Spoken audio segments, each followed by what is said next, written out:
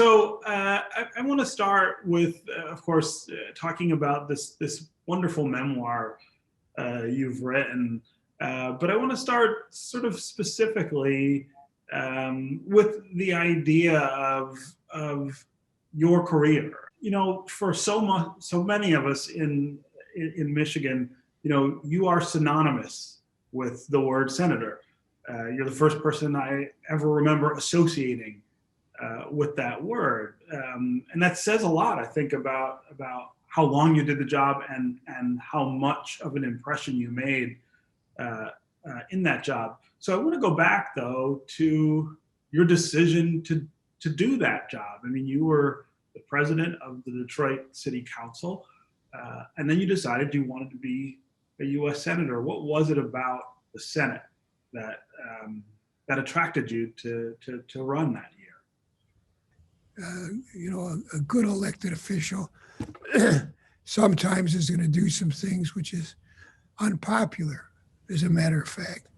But in his or her judgment, it's for the common good, and it's necessary, then it's his obligation or her obligation, I believe, to do what he or she believes in conscience is best for his city or for his state or his country.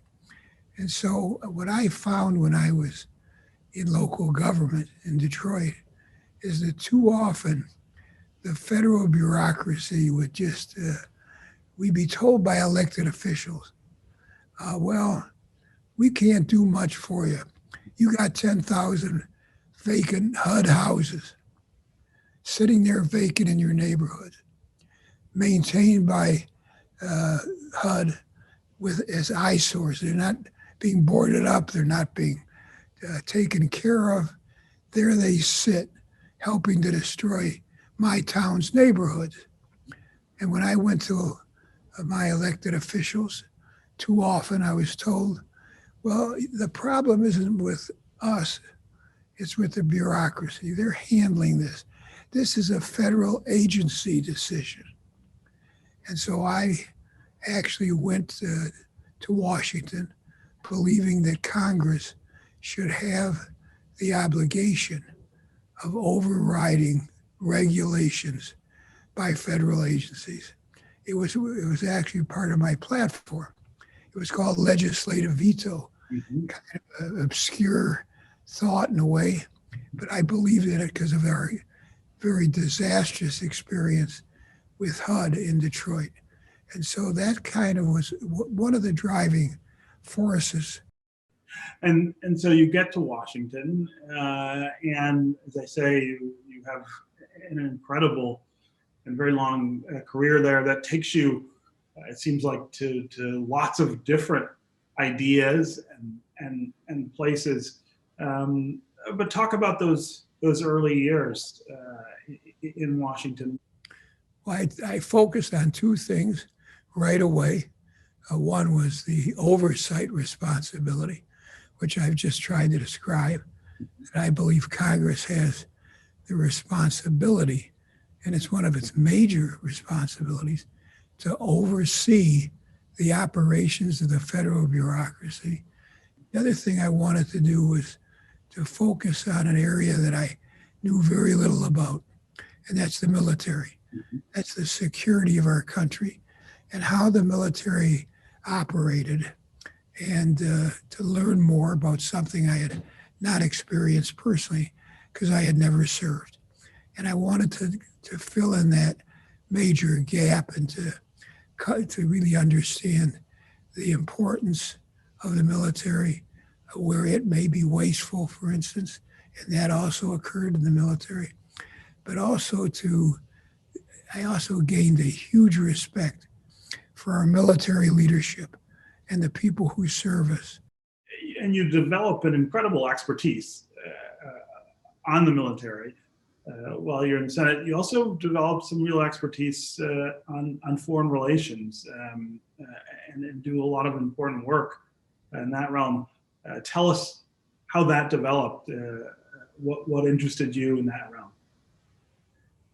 Well, it's when you decide whether or not to send people to war, or authorize it, you're making the most important decision that you can make. There is no more significant decision than putting our men and women at risk and doing what we have to call upon their families to do. And so when you finally, gain that understanding, you have to take it seriously. As a matter of fact, Joe Biden gave us one of our early lessons in the importance of meeting with foreign leaders and having coalitions with allies. The idea that we would have a president like this last president of ours, who hopefully is the last president like him. Trump divided people. He divided us from our allies. And my gosh, if we're going to be in a more secure world, you got to work with allies and people who have similar points of view, who believe in democratic government, hopefully. And there's threats to that which have taken place. Did you ever imagine that we would see in our time something like we saw on January 6th, where the building where you worked for decades in Washington was literally under attack from Americans?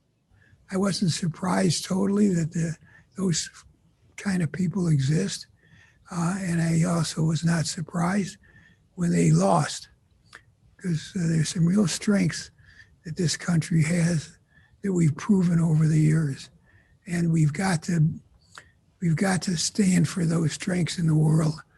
And one of the things that this new president is so strong at is working with other countries to rebuild the values that internationally we've got to stand for if the world itself is going to be safer.